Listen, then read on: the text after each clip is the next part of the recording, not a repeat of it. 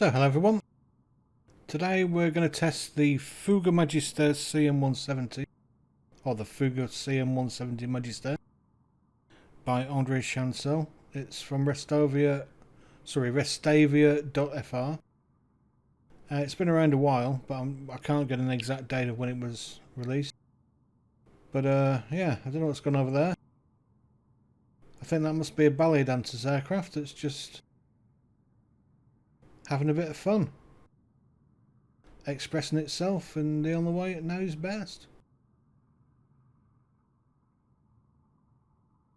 Hopefully that doesn't happen to us. Anyway, let's get back to this one. It's a bit of an interesting aircraft.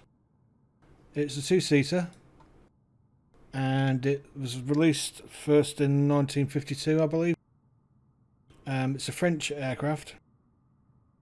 It was made by several companies.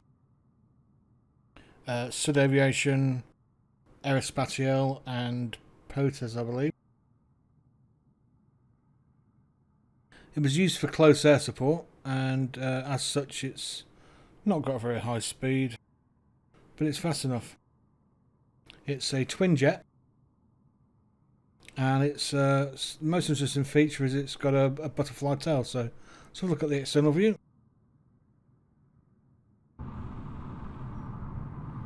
So as you can see there, it's got the butterfly tail. It's got two external tanks on it on the wingtip. It's very long and thin, and I don't know how it's fared, but it was... Oh, that's interesting. Got a little tail wheel there for when we come in too hard or take off too quick. I don't know, you know. But it also was fitted with an arrestor hook because it was used on aircraft carrier. I don't know how many of those are made, but yeah. I don't know how that would have coped, because the stresses on this front end when it hit must have been incredible.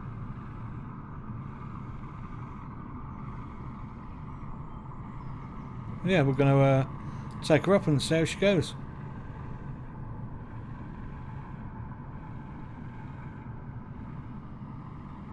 It's got a top speed of 386 knots, but you can take her up to 450, but at that point things might start falling off. It had two machine guns, which were 7.5 or 7.62, but it only carried, to be quite honest, a small amount of rounds. I think it was 200, so that's 400 in total, 200 for each gun. But it also could take bombs. I think the payload was 350 kilos, so it could take, was it 350 pounds? And it could take 3 small bombs, or it could have unguided rockets, or it could have anti-tank rocket.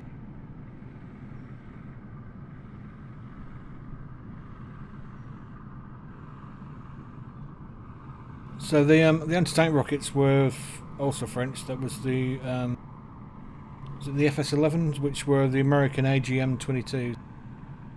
Quite a large thing, so it must look quite stupendous on this, and be a bit scary because it would have been quite close to the ground. Anyway, let's go look at the cockpit again. So I have had a look around, and this cockpit does look very close to the real thing. The couple that I found was there's an R version, which is basically what this is. And these old dials look pretty accurate, extremely accurate in fact. I don't know what this holds for, but that's quite interesting. And we don't even seem to have any sort of gunsight, so I don't know what that was. Or if it had one, in actual fact.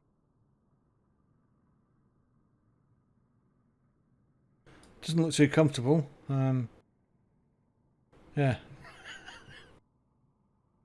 Anyway, we'll see how we get on.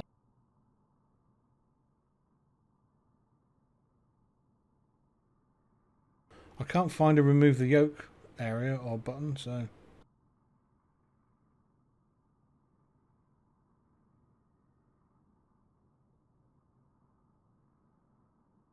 Yeah, anyway, let's take a look around and see what works and what doesn't.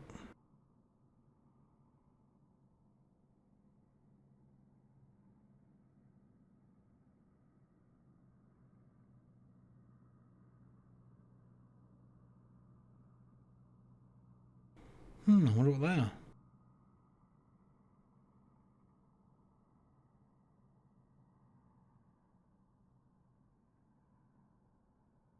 Possibly a handbrake, I'm not too sure.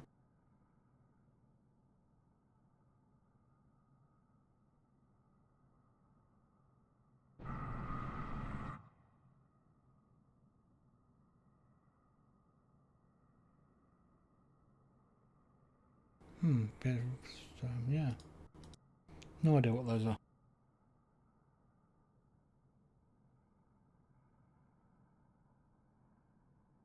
So let's take a look.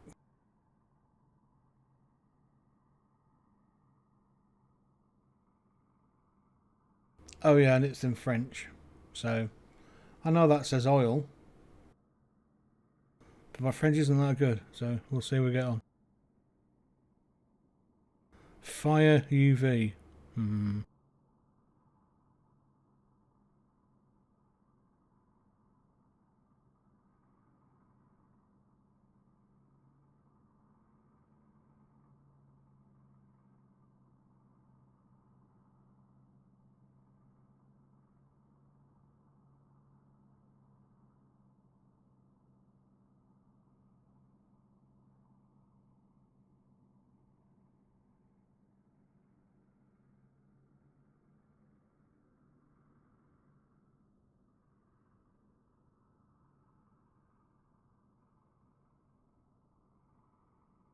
So shot, cold and hot.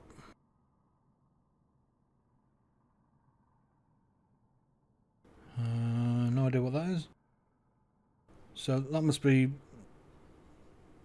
I don't know what that is. We'll find out anyway.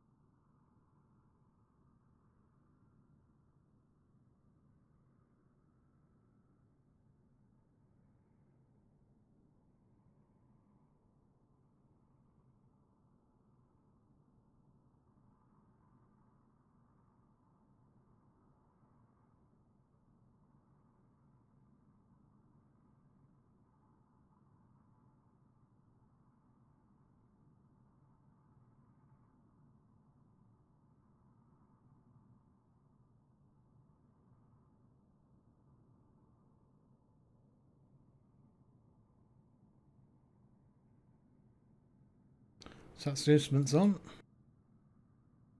There's your fire warning.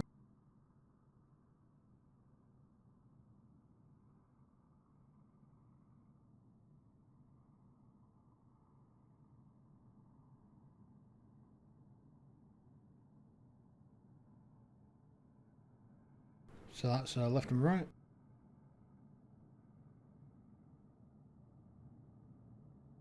Radio, does the radio work? Oh yeah, the radio seems to work as well. Nice.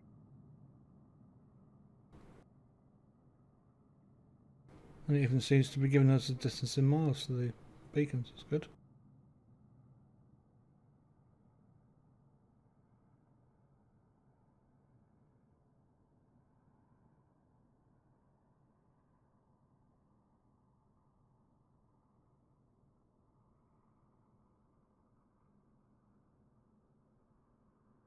Oh, I don't know what those are. That's really weird. I must find out.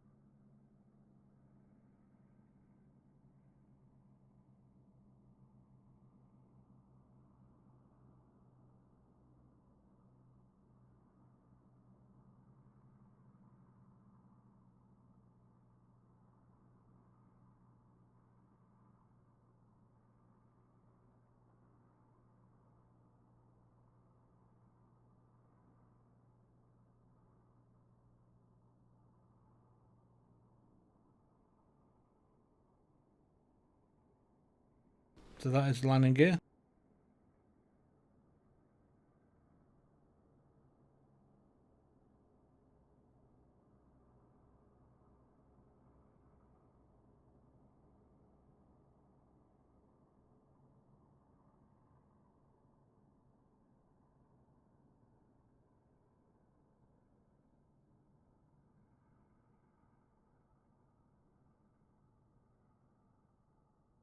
Doesn't appear to move.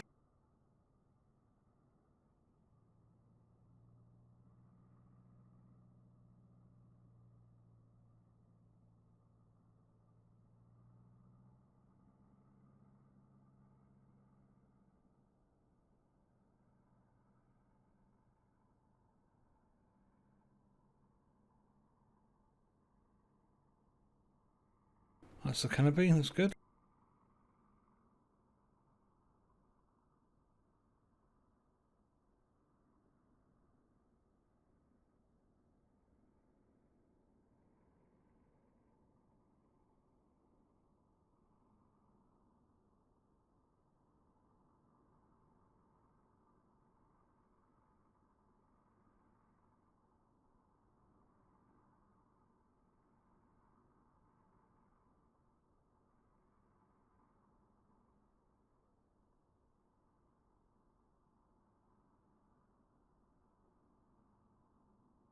So all the warning lights seem to work.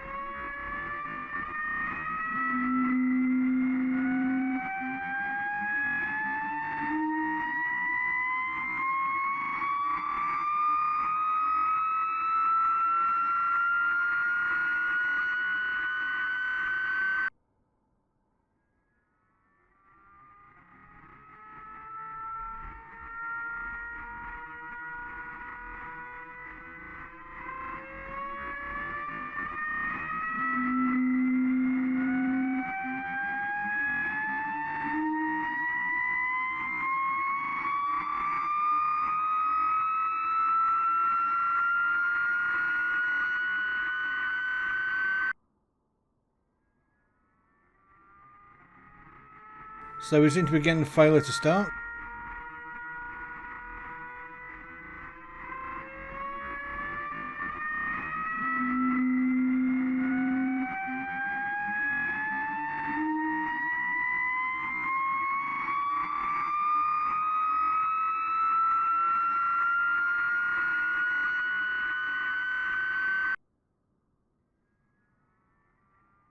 So didn't have much luck starting it, so I'm just going to check the manual. There is a very, very nicely comprehensive manual.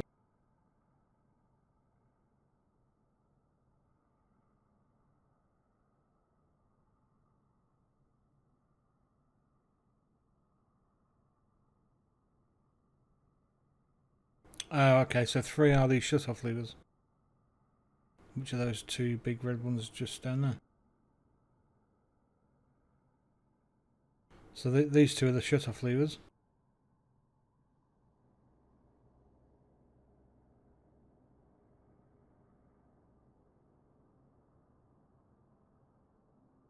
Ah, the injectors are the red buttons. That's what we're going wrong. Let's try that then.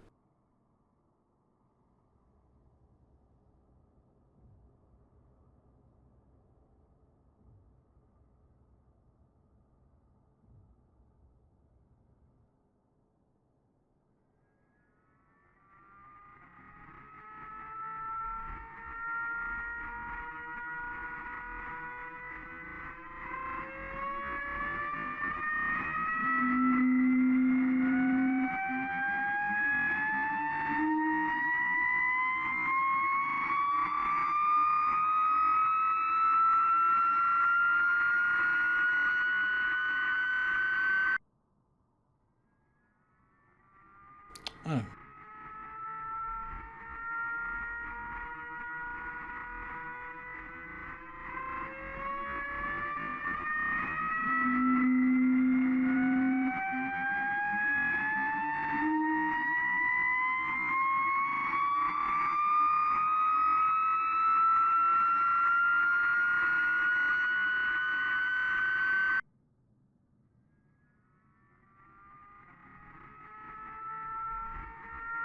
A few moments later.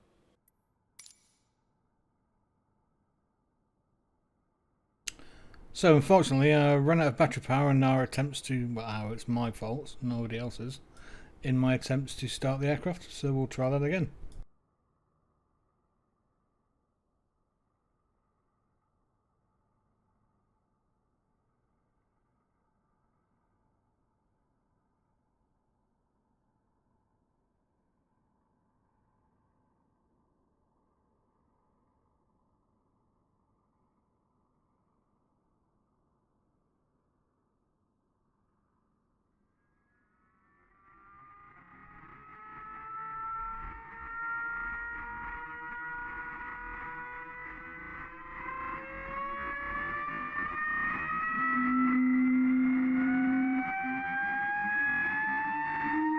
So the carburetor pressure's gone out.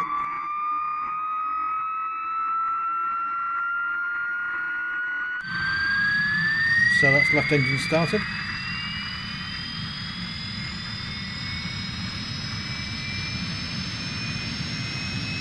Now we get the right engine start.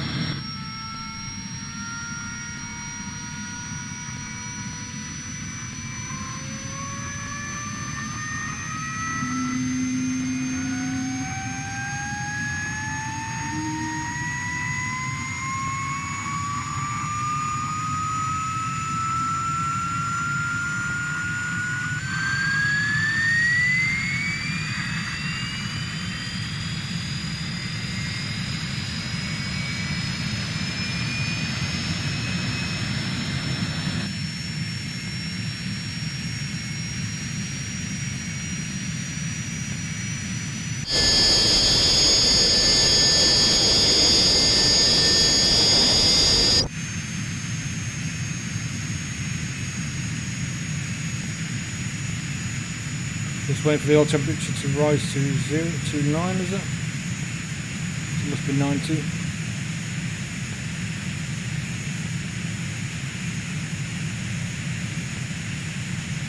So everything's looking good.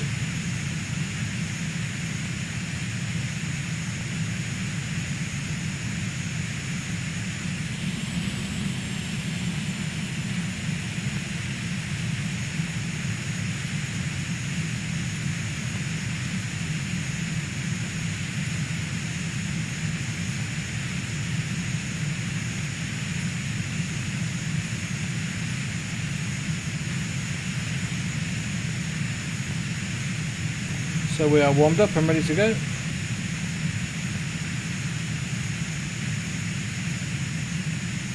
I guess we're going backwards behind us again as usual. And we don't need to push back for this.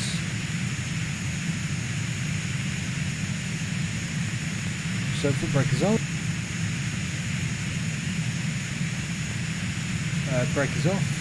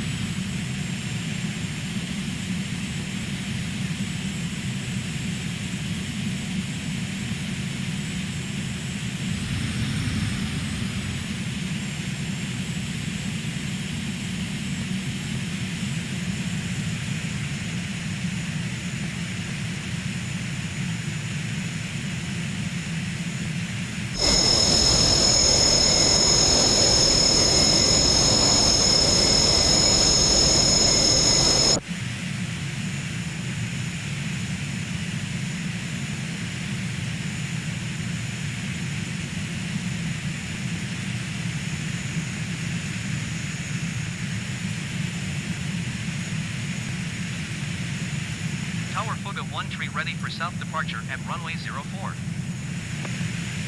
Fouga 1-3, hold short runway 04. Traffic is generic on final. Hold short runway 04 Fouga 1-3.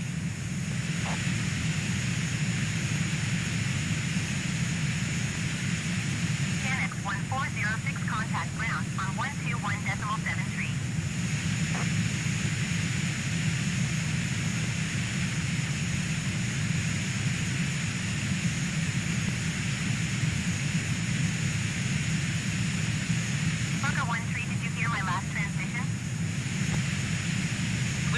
takeoff runway 04 Fouga 1 tree.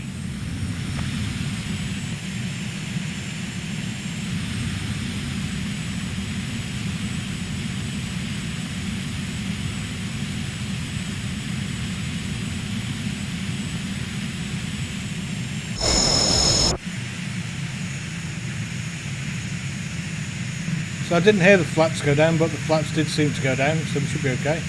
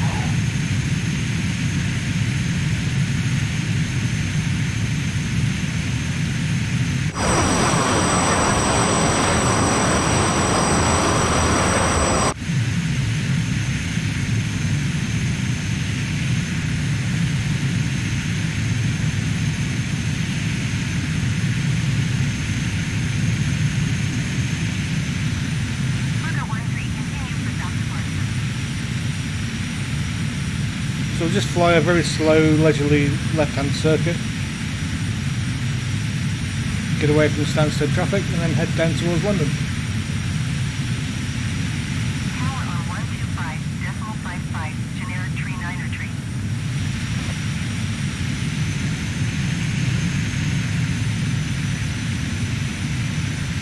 So our maximum speed should be 386 knots.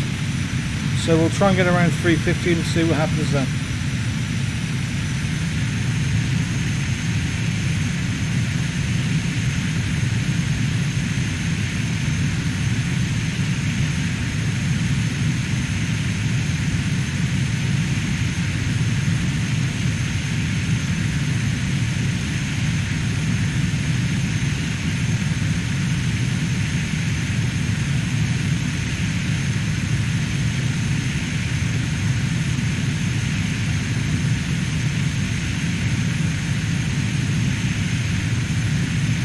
Yeah, I'm starting to think there may be a boost button that we don't know about. Fouga 1 tree, south end of first QNH 30.18, continue as planned.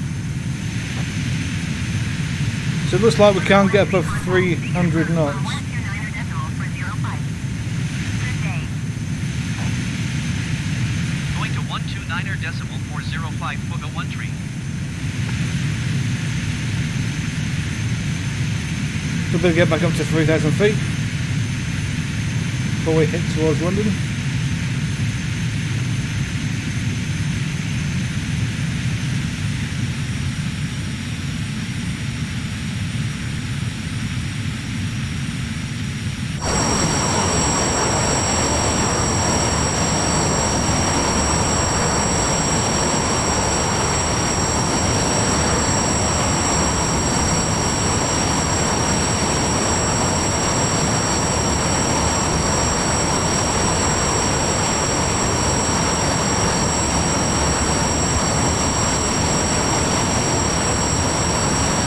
Nice little view of Canary Wharf down there. It's a beautiful little aircraft though. Really fun to fly.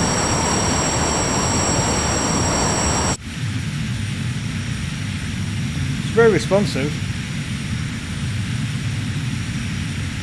Fouga 1 tree, contact Northolt approach on 126.45. Good day. 126 decimal 45 Fouga 1 tree.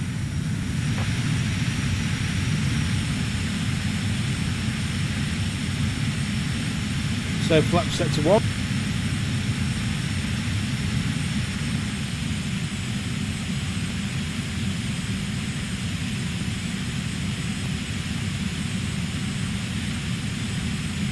I'm going to go gear down.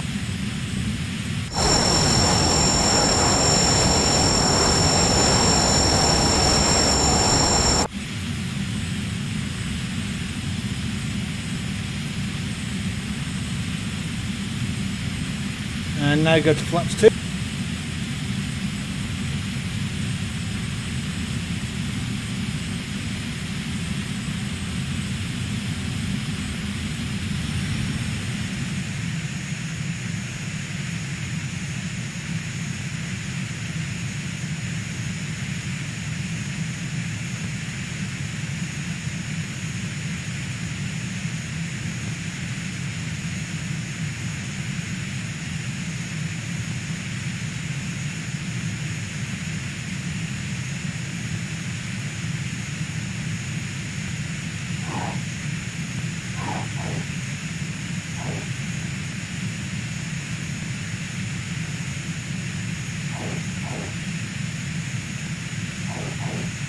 Fouga 1-3 contact ground on 121.905. 121.905 Fouga 1-3.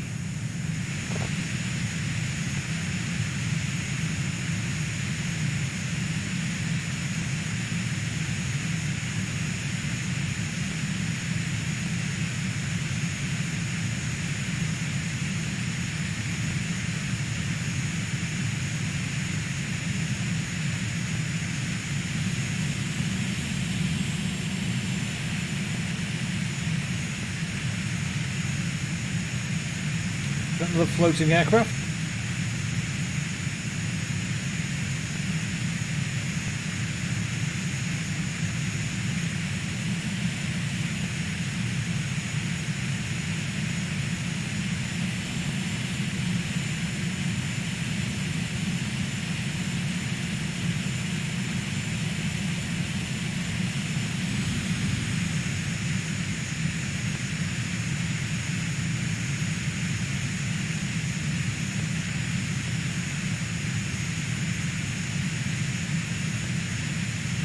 Oh dear, that one's got a bit of course.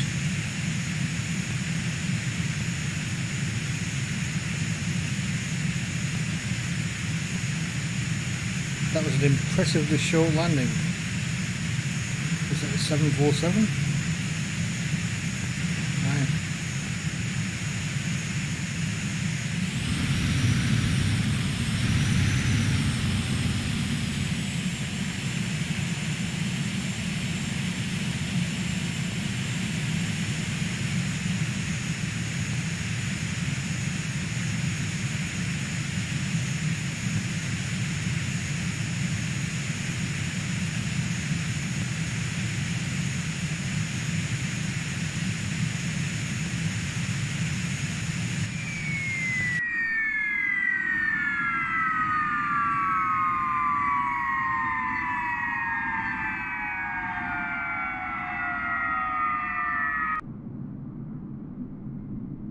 So that's quite a nice little aircraft. I quite like it actually.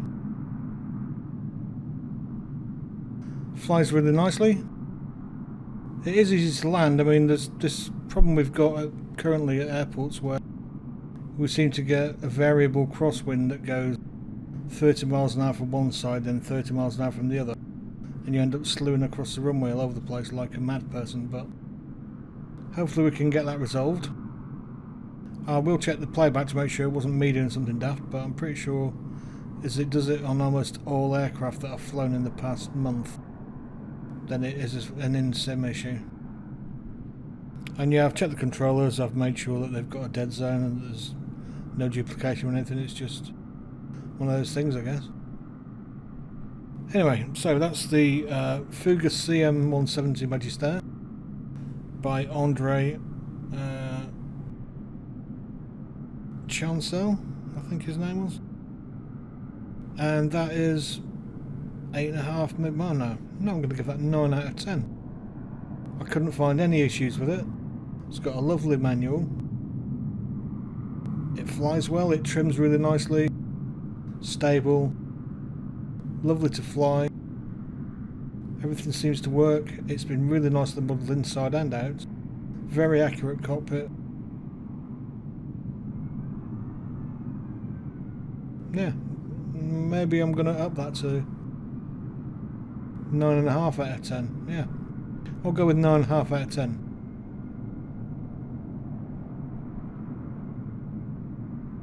And the only reason I'm going to give it half, I was going to give it 1 mark down, but I'm going to give it half a mark down because we don't seem to be able to approach full speed, which is a bit disconcerting. I don't understand why that is.